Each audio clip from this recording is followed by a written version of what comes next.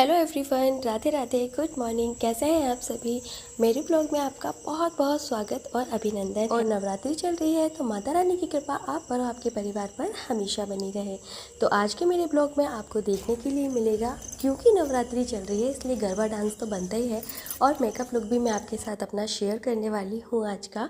And इसके साथ में मैंने मीशो से पिछली बार जो बीज मंगवाए थे तो उनमें से कुछ बीज उगे थे, कुछ नहीं उगे थे, इसीलिए मैंने फिर से मंगवाए हैं और उनको बोते टाइम इस बार मैं क्या गलती नहीं करने वाली हूँ वो मैं आपके साथ शेयर करूँगी। इसके अलावा मेरी डेली ब्लॉग में आपको पूजा वूजा एंड रंगोली ये सब तो देखने के लिए मिलता ही है, तो बने रहिएगा मेरी वीडियो के लास्ट तक। और अगर आप मेरे चैनल पर नए हैं या मेरी वीडियो को पहली बार वॉच कर रहे हैं तो प्लीज़ लाइक कमेंट और सब्सक्राइब ज़रूर कर दीजिए। तो आज मैं उठ गई थी 4:30 के बाद, तो मैंने देखा नहीं घड़ी में कितने बज रहे थे।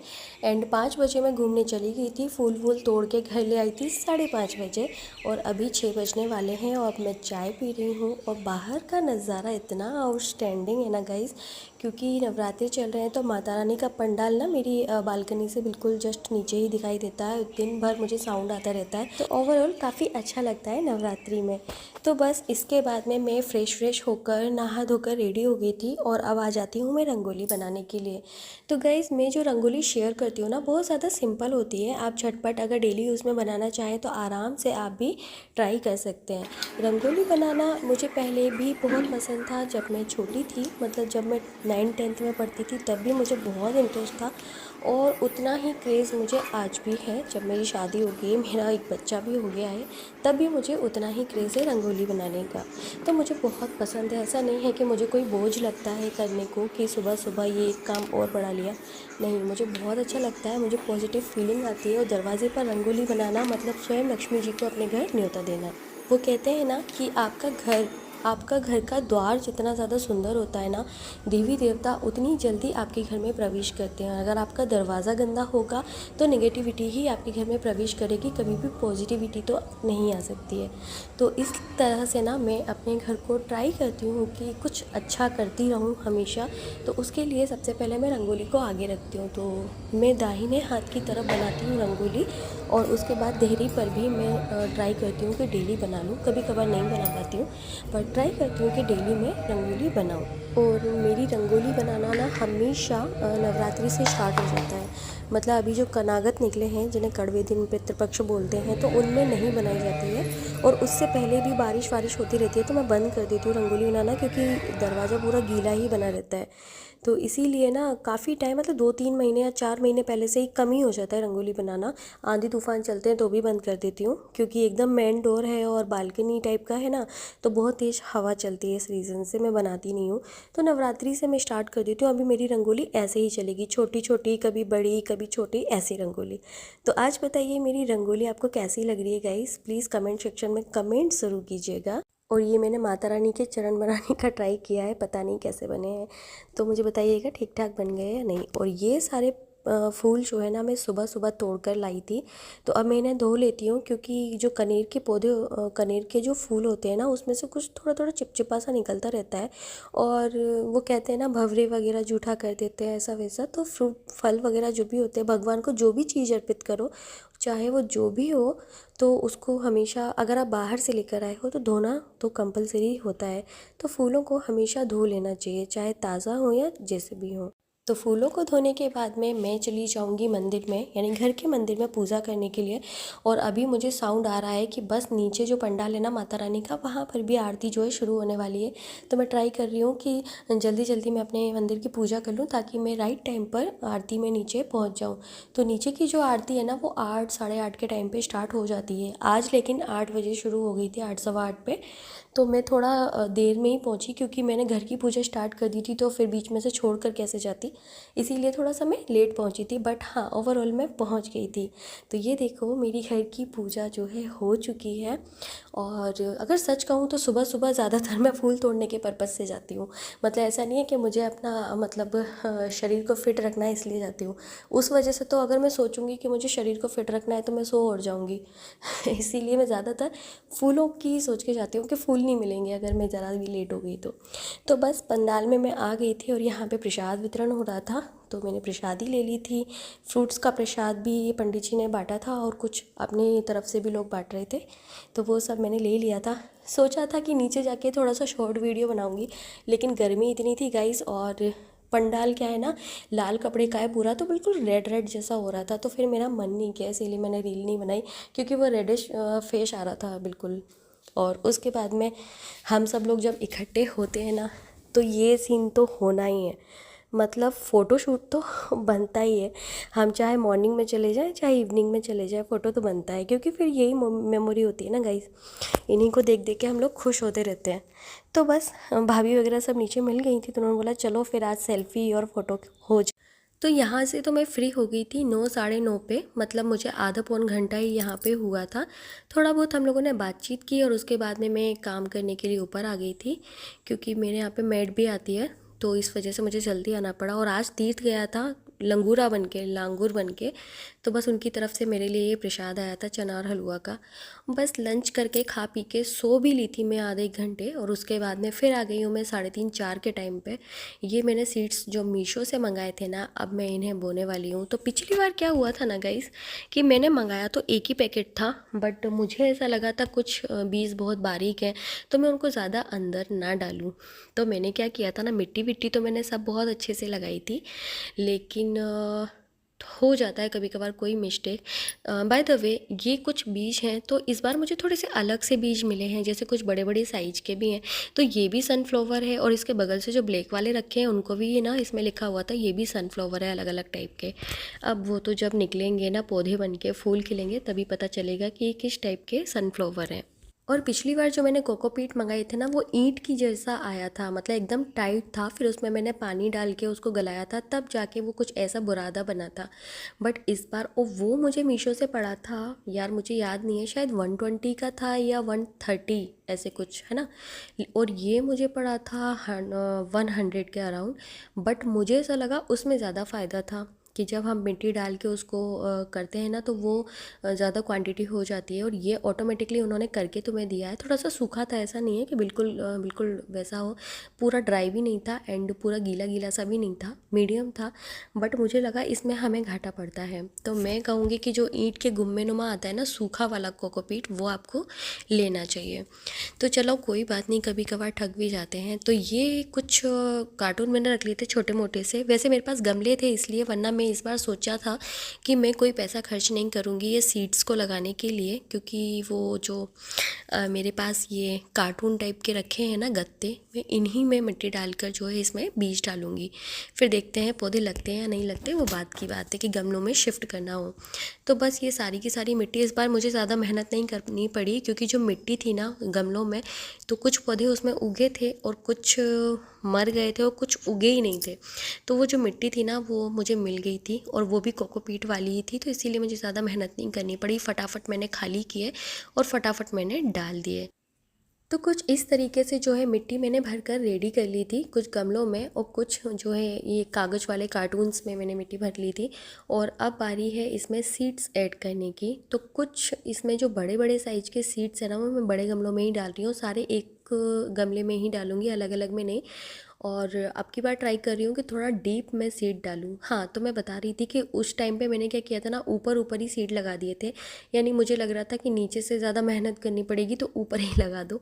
तो उस चक्कर में मैंने ज़्यादा गहराई में नहीं डाला, और हो सकता है कि पानी डालते टाइम वो बीज बह ही गए हों, वो अंकुरित ही ना हो पाए हों। तो इस वजह से इस बार मैंने थोड़ा सा डीपली उनको जो है मिट्टी में दबाया है। तो देखते हैं कि रिज़ल्ट क्या निकलता है। तो सारे बीज मैं इसी तरीके से जो है डाल लूँगी।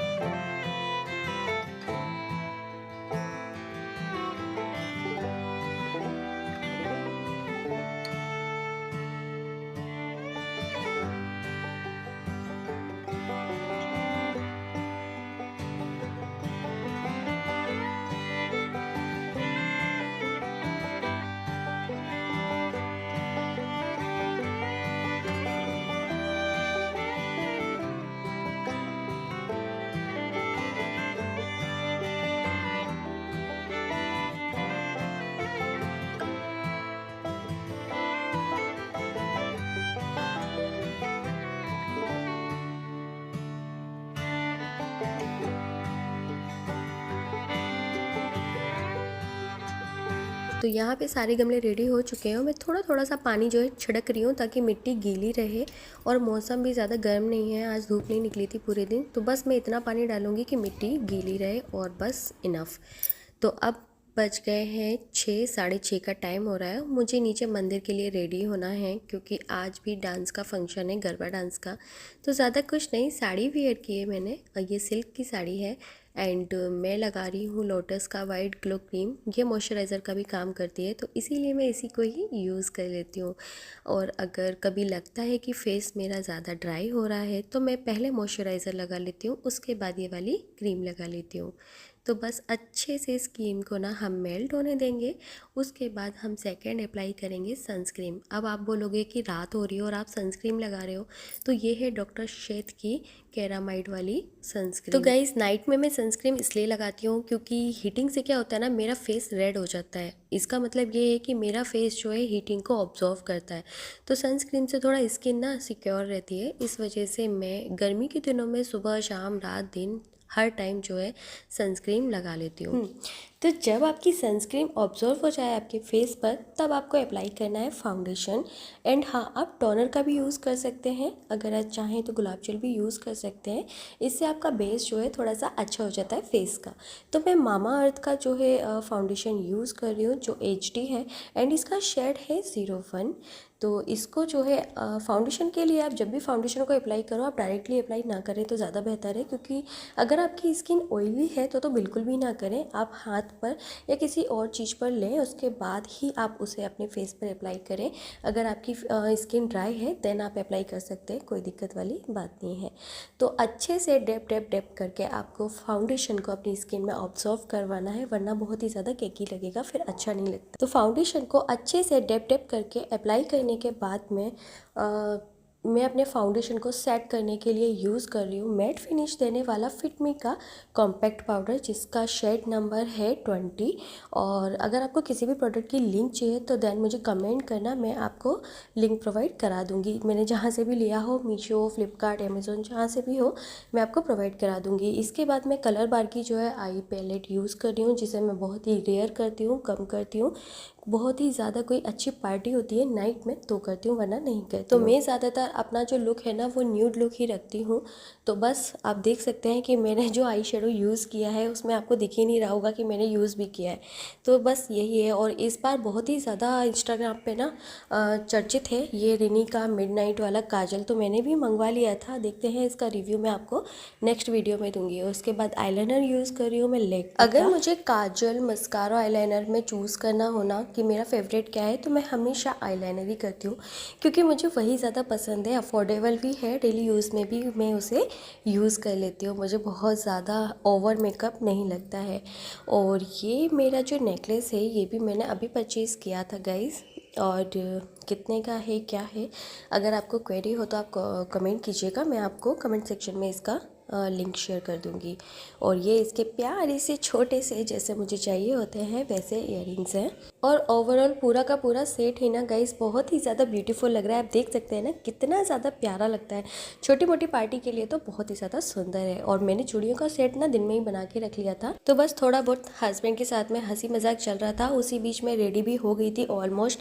तो यहाँ पे मैंने चूड़ियाँ भी पहन ली है ना, लग रही है ना कितनी सुंदर, कितनी ब्यूटीफुल, बहुत सुंदर लग रही थी मुझे तो। और उसके बाद में यहाँ पे मैंने सिंदूर भी भर लिया है अपनी मांग में। अब जब अपन माता रानी के पंडाल में जा रहे हैं तो मुझे लगता है पूरे 16 श्रृंगार करके ही जाना चाहिए, जाते ही हैं तो। और ये है मैबेलिन की लिपस्टिक, जो काफ़ी अच्छी है, बट ये मैट फिनिश नहीं देती। तो आपको आज का मेरा लुक कैसा लगा प्लीज़ मुझे कमेंट सेक्शन में ज़रूर ज़रूर ज़रूर ज़रूर बताइएगा। हे गाइस, तो यहाँ पर मैं हो गई हूँ रेडी एकदम नीचे जाने के लिए। और अभी ना 7:30 हो चुके हैं, अभी आरती में थोड़ा सा टाइम है, तो मैंने सोचा थोड़ी सी आपसे बात कर ली जाए।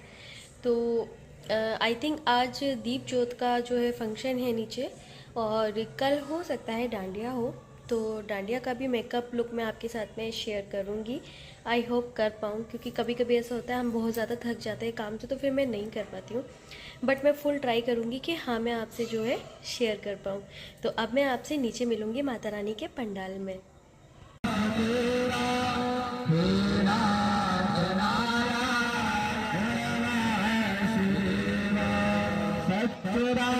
तो गाइज़ अभी पंडाल में हो रही है आरती। मैं पूरा वीडियो इसमें नहीं डाल सकती क्योंकि कॉपीराइट आ जाता है, इस वजह से। तो आरती होने के बाद में यहाँ पर तैयारी हो रही है दीपदान की।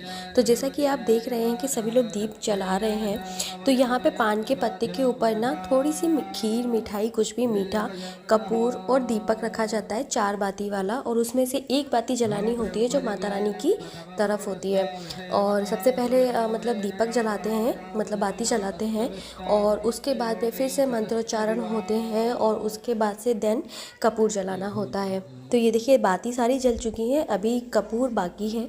तो अब कपूर भी जलने लगा है। जब कपूर जलता है ना तो इतनी ज़्यादा हीटिंग हो जाती है पंडाल में, बहुत ज़्यादा गर्मी, मतलब ये समझ लो कि पसीना ना ऐसा टपक रहा था माथे पर से कि मैं आपको बता नहीं सकती। बहुत ज़्यादा हीटिंग, और सबसे ज़्यादा डर लगता है कपड़े जलने का। बट माता रानी का आशीर्वाद जब होता है तो ऐसा कुछ हो नहीं सकता, और हमें अपनी सावधानी खुद रखनी पड़ती है इस दौरान। तो काफ़ी अच्छा लगता है मुझे दीपदान करने के बाद में। और फिर यहाँ पे मैं आ गई थी और बहुत ज़्यादा पसीना आ रहा था, तो थोड़ा सा मैं बाहर की साइड बैठ गई थी पंडाल में से, थोड़ा बाहर निकल के। तो मैं और चिंकू थोड़ा सा मस्ती कर रहे थे इस दौरान। और माता रानी बहुत सुंदर लगती हैं। इस बार जो माता रानी आई है ना, वैसे तो माता रानी कोई भी आए, कैसी भी सूरत में आए, किसी भी मूरत में आए, सुंदर ही लगती है, लेकिन इस बार की बहुत ही ज़्यादा ब्यूटीफुल लग रही थी। और बस 9, साढ़े 9 के बाद में गरबा डांस स्टार्ट हो गया, जो हमारा चला शायद 10:30, 11 बजे तक। तो गाइज़ गरबा के और भी जो शॉर्ट वीडियो है मैंने यूट्यूब चैनल पे शॉर्ट वीडियो में डाले हैं, प्लीज़ आप लोग जाके मेरे चैनल पे विजिट कीजिएगा। मिलते हैं नेक्स्ट वीडियो में, तब तक के लिए बाय बाय।